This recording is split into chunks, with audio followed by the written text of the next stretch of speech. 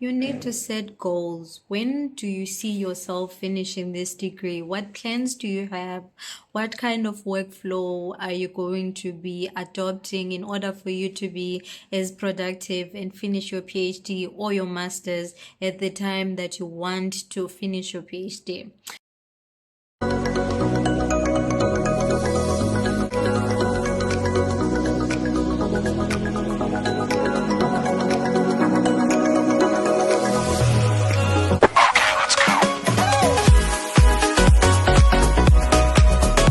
Hey guys, welcome to my YouTube channel. Thank you so much for joining me in this episode. Today, we'll be talking about navigating postgraduate studies. Some of you guys are in your honors, some of you are doing your degree, and you intend on pursuing your studies further. You are a postgraduate studies officially when you do your master's.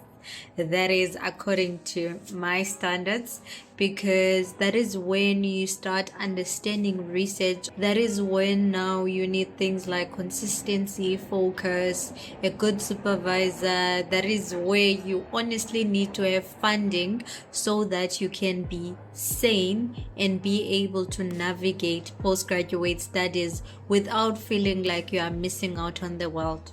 So here is my story. When I did my master's, I fell pregnant, which means I needed to have a job to be able to be responsible for my son. That meant also I needed to review the timeline and think about how can I juggle my studies, the work that I wanted to venture into full-time or part-time, just to be able to provide for my son once I give birth. Working, studying, parenting is time consuming when it's happening all at once.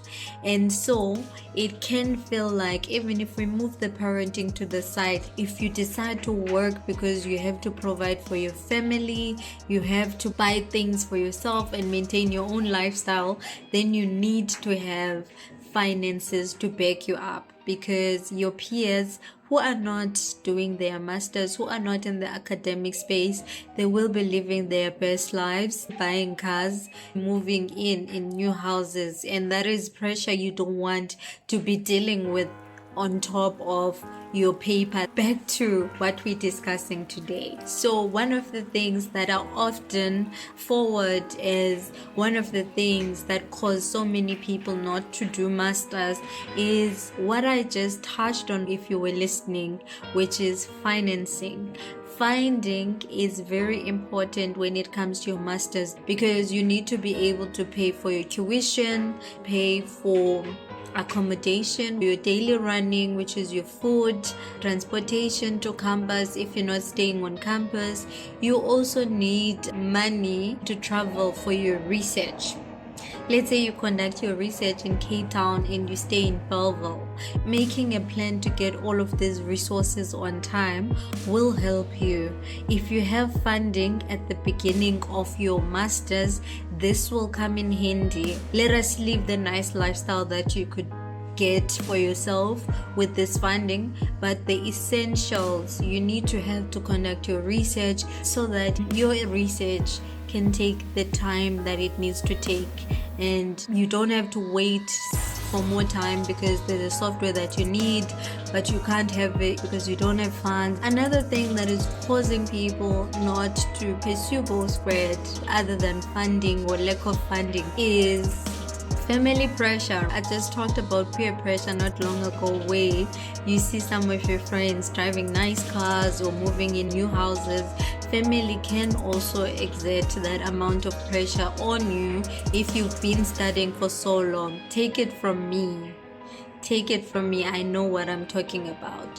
Where now it's like, oh, okay, we were supporting you for the first 3 or 4 years of university, giving you a stipend. Hi, boo. Do we really need to keep on giving you a stipend even now that you've decided to pursue your PhD? Really? Shouldn't you be the one who is paying for our upkeep as a family, now that you have to give back. Remember, in our families, the concept of black tax, and how sometimes it's not even in a bad way. It's just like, now that we've also helped you to be where you are, what can you then give back to us that will help us to also benefit from the education that you receive?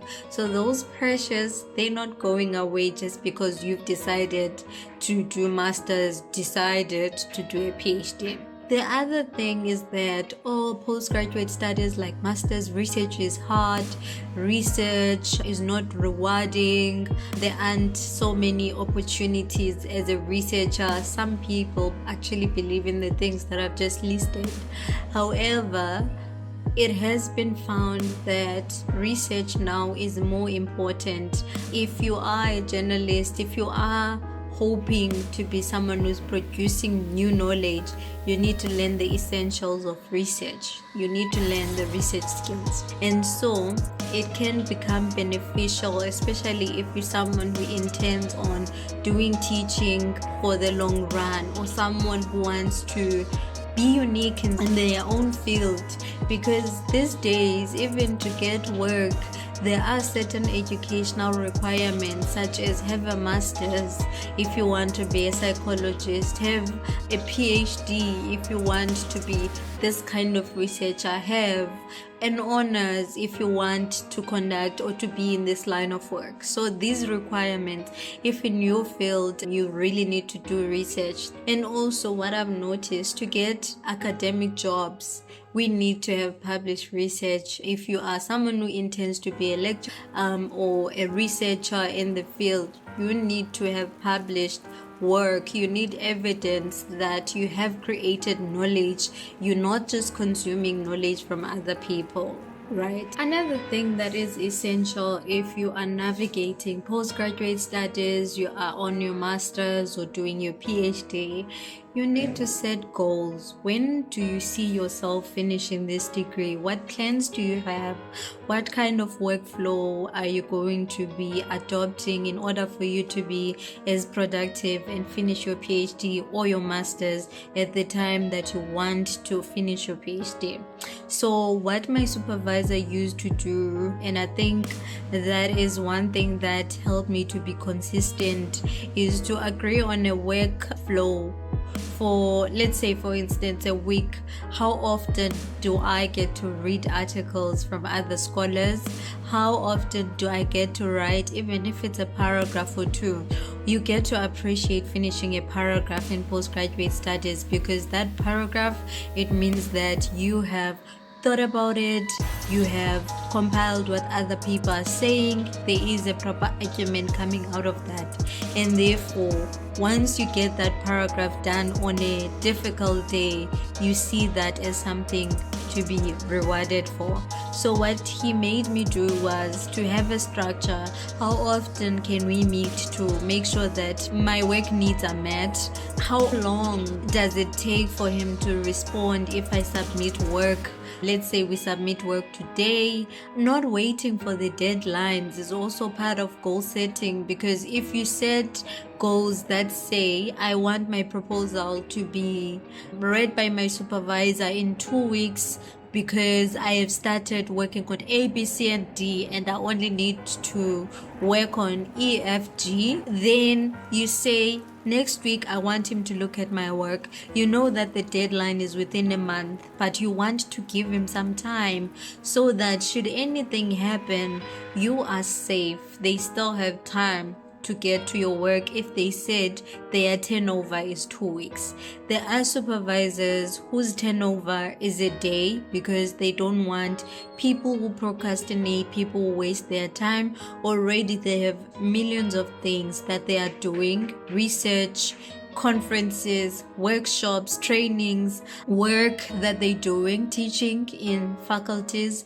They also have to consult with you. Therefore, if you respect each other's time, then you're not going to have a problem with your supervisor. So establishing a workflow and sticking to certain goals that will make you be productive and be disciplined in terms of turning the work that you're doing on record time is very important. Another advice that I was given when I was doing my master's was that you need to be able to negotiate your workload as a master's student, because if you're new at the department and you're eager to work and you're interested in different things, it can be easy to take on a lot of work that might end up delaying you from finishing your master's or PhD on time. Always negotiate your work. If you are tutoring and you feel like that money is enough for you to sustain yourself, and you also maybe have funding, then take that and make peace with what you're making so that you can use some of the time to focus on your studies. Another thing is to know when to say no. We know that sometimes when people see potential in you and they like, work on this project with me, don't you want to do this, don't you want to go to this place, it can seem like it's a learning opportunity and therefore you have to say yes. But consider your goals and what you want to be doing and when you want to finish your PhD, and let that decide whether to take on certain things that might be adding to your workload, and that might easily make you deter from your goals that you've set for yourself.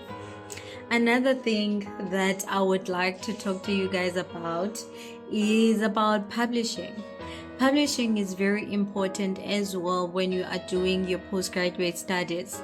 If you are starting your PhD and you've never published before, you can see if there is anything that is lucrative or any finding from your master's thesis that you can turn into a research paper. You need to publish as early as possible, because that will help you when you are applying for more funding, lecture posts. It also reveals that you are a researcher and you're someone who is used to creating knowledge, and you understand that you need to produce knowledge consistently, and you need to publish as often as possible, because publishing one paper in 2010 and maybe publishing another paper in 2025, by the time you publish the second one, people have forgotten what you're doing because you are taking so much time to publish while you are focused on other things. So publish early, publish as often as possible.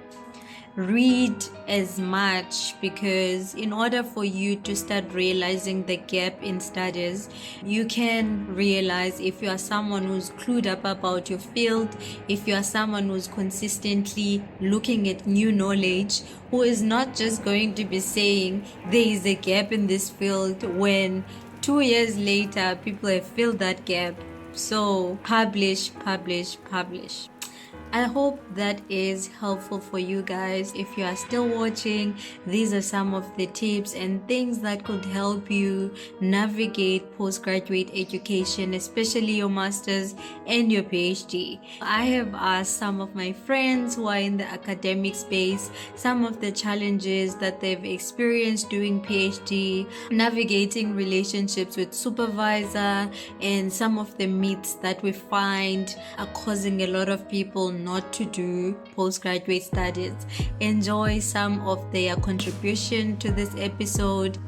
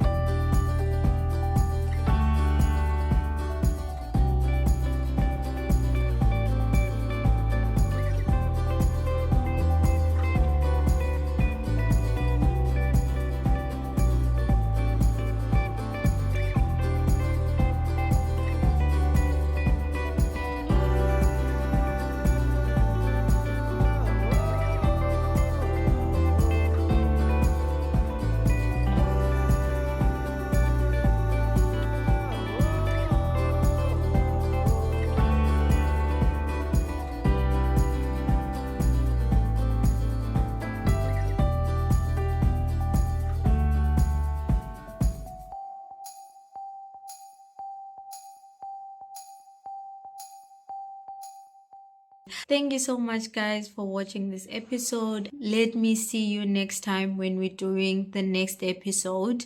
Bye.